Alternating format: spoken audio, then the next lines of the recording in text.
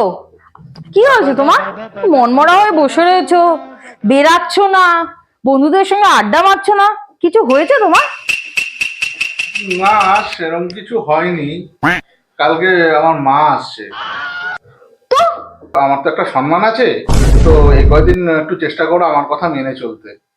কি? এইসব আমার দ্বারা হবে না, আমি এত মেয়ে ফেলে চলতে পারবো না, বুঝেছো তো? এই তোমার কি মা আসছেও বা কেন? উফ, আর ভাল লাগে না আমার।